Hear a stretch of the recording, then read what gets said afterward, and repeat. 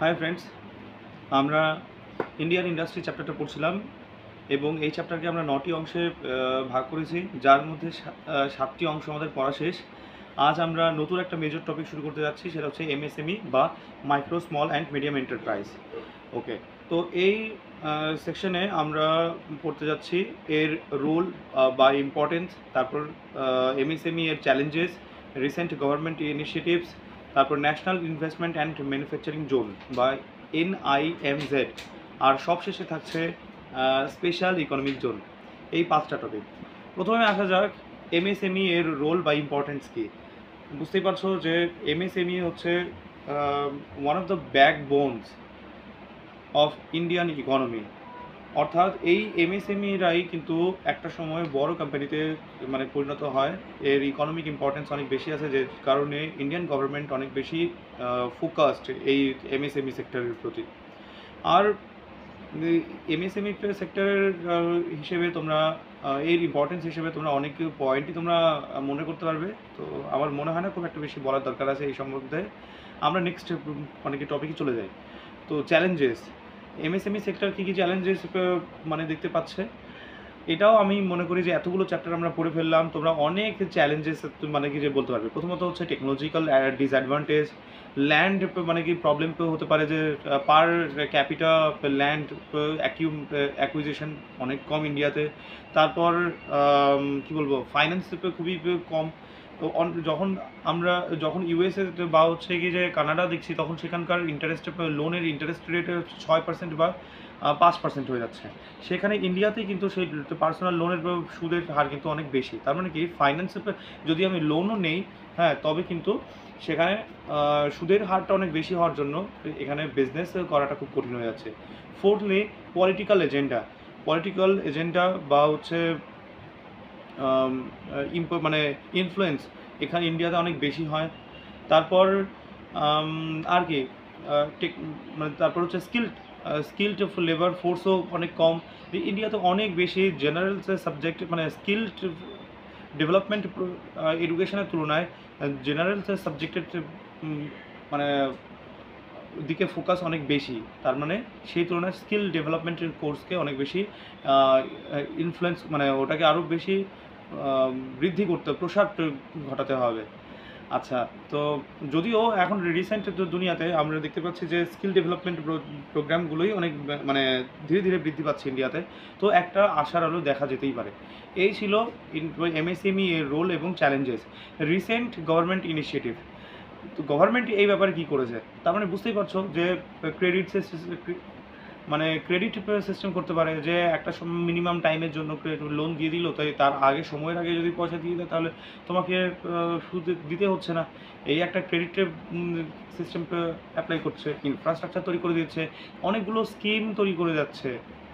হ্যাঁ, তো সেই স্কিমগুলো আমি 2019-20 বইয়ের 19-20 বইয়ের থেকে আমি স্কিমগুলো মুখস্থ করাচ্ছি না বা আমি মেনশন করছি না।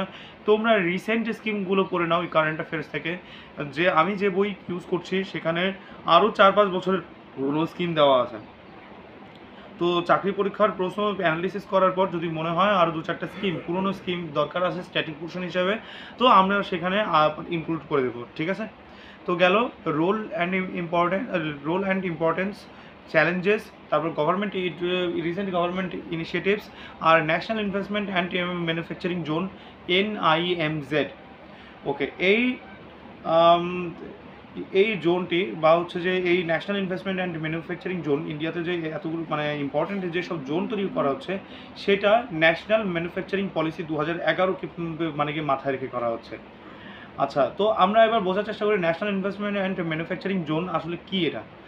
এখানে যেটা ম্যানুফ্যাকচারিং ওরিয়েন্টেড এমন একটা এলাকা যাকে গভর্নমেন্ট হচ্ছে প্রোটেক্ট করছে। কী করে প্রোটেক্ট করছে, যেখানে কিনা মিনিমাম 30% ম্যানুফ্যাকচার হচ্ছে, যেখানে ইকোনমিক অ্যাক্টিভিটি হচ্ছে ম্যানুফ্যাকচারিং বেসড। তারপর এনভায়রনমেন্টালি ইকোসিস্টেম তৈরি করা, যে ম্যানুফ্যাকচারিং হওয়ার পরও যেন কোনো এনভায়রনমেন্টের ওপর যেন কোনো বিরূপ প্রভাব না পড়ে। টাউনশিপ, তো অবভিয়াসলি যে টাউনশিপ দরকার আছে, যে ম্যানুফ্যাকচারিং করার জন্য সেখানকার এমপ্লয়ি, তারপর হচ্ছে কি যে কী বলবো কী বলে যেখানে ইকোনমিক অ্যাক্টিভিটি হবে সেখানে পপুলেশন বাড়বে, তো সেখানে টাউনশিপের দরকারই আছে। তারপর এডুকেশন ইনফ্রাস্ট্রাকচার অনেক বেশি অ্যাডভান্সড করা, হসপিটালটা মানে কি চিকিৎসা সেবাটা অনেক বেশি ভালো করা, এনার্জি এফিশিয়েন্ট করতে হবে। কোনো একটা ম্যানুফ্যাকচারিংকে মানে ইউনিট চালাতে গেলে কয়লা, তারপর হচ্ছে কি যে ইলেকট্রিসিটি, হ্যাঁ, পেট্রোল, ডিজেল এক্সেট্রা এইসব দরকার পড়ে। তো সেগুলো যেন খুবই সহজে অ্যাভেলেবেল হয়। আর মিনিমাম সেখানে 5,000 হেক্টর জমি থাকতে হবে সেই ম্যানুফ্যাকচারিং জোনের মধ্যে। ওকে, তারপর স্পেশাল পারপাস ভেহিকল, তার মানে আলাদা আলাদাভাবে ন্যাশনাল হাইওয়েগুলো সেখানে যেন মানে কি খুব মানে কানেক্টেড থাকে এবং কানেক্টিভিটি যেন অনেক স্ট্রং হয়। তো এইরকম কিছু মাথায় রেখে যে ম্যানুফ্যাকচারিং জোনকে তৈরি করা, প্ল্যান মানে কি যে প্ল্যান মাফিক এগিয়ে যাওয়া, এটাই হচ্ছে ন্যাশনাল ম্যানুফ্যাকচারিং পলিসি 2011। আর যেসব জায়গাগুলোকে এই পলিসি মানে যেসব জায়গাকে যারা NIMZ ডিক্লেয়ার করা হয়েছে সেখানে কিন্তু অবশ্যই ম্যানুফ্যাকচারিং ইউনিটই সবচেয়ে বেশি পরিমাণ বেশি হয়, ঠিক আছে। আর এই জোনগুলো ডিক্লেয়ার করা হয়েছেই যে এই ম্যানুফ্যাকচারিংয়ের জন্য, যে এমনভাবে প্ল্যান করা সেখানে ইনভেস্টমেন্টও কিন্তু ম্যানুফ্যাকচারিং হিসেবেই হবে। এবার আসি যে এরকম কয়টা কী কী শহর আছে যেগুলো কিনা NIMZ ডিক্লেয়ার করা হয়েছে, যেমন হচ্ছে ওড়িশার কলিঙ্গনগর, তারপর তেলেঙ্গানার সাঙ্গারেড্ডি, আর অন্ধ্রপ্রদেশের প্রকাশম। এর মধ্যে তোমরা একটু বাকি দুটো দেখে নিও, আমি একটা এক্সাম্পল দিচ্ছি। যেমন কলিঙ্গনগরে ওড়িশাতে টাটা স্টিলের বিরাট বড় ফ্যাক্টরি আছে এবং সেখানে আরও অনেক কিছু ফ্যাক্টরি আছে, ঠিক আছে।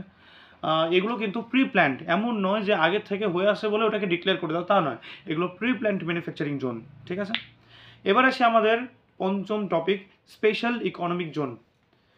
এটা এমন একটা মানে জোন ইন্ডিয়ার ভেতরেই মেইনল্যান্ডের ভেতরেই হচ্ছে কি এমন একটা জোন যেখানে কিনা মানে ইকোনমিক পলিসি বা রুলস, হ্যাঁ, সেখানে কিন্তু লাগু হয় না, সেটা প্রোটেক্টেড একটা এরিয়া, সেটার আলাদাই রুল লাগু করা থাকে স্পেশাল ইকোনমিক জোনের জন্য। আচ্ছা, first special economic zone policy আসে 2000 সালে, হ্যাঁ। তারপর 2005 সালে আসে স্পেশাল ইকোনমিক জোন অ্যাক্ট। ওকে, আচ্ছা, বাবা কল্যাণী রিকমেন্ডেশনস আসে পরবর্তীতে যে স্পেশাল ইকোনমিক জোন হিসেবে কি কি যে এক্সপোর্ট বেসড যে গ্রোথ যে হচ্ছে স্পেশাল ইকোনমিক জোনে, সেটাকে ওটাকে শিফট করে নিয়ে ইকোনমিক বেসড গ্রোথ এবং এমপ্লয়মেন্ট বেসড গ্রোথের দিকে ফোকাস করা উচিত। তারপর MEZ বা স্পেশাল ইকোনমিক জোনের জন্য সেপারেট রুল বানাও। আর সাপ্লাই মানে কি যে বেসড বিজনেসের থেকে শিফট করতে হবে ডিমান্ড বেসড বিজনেস। ওকে, আর ইজ অফ ডুইং বিজনেসকে মাথায় রেখে, ঠিক আছে। তাহলে আজকে আমরা পড়লাম MSME টপিকটা শেষ করছি। Role or importance, challenges, recent government initiatives, তারপর ন্যাশনাল ম্যানুফ্যাকচারিং পলিসি 2011 অথবা national investment and manufacturing zone, তারপর স্পেশাল ইকোনমিক জোন, ঠিক আছে। তো এই ছিল আমাদের MSME সেক্টর মানে টপিক, এটা আজকে শেষ হলো। নেক্সট ক্লাসে আমরা মিসলেনিয়াস টপিক শুরু করব, অর্থাৎ আমাদের এই চ্যাপ্টারের লাস্ট টপিক শুরু করব, ঠিক আছে। সঙ্গে থেকো, বাই।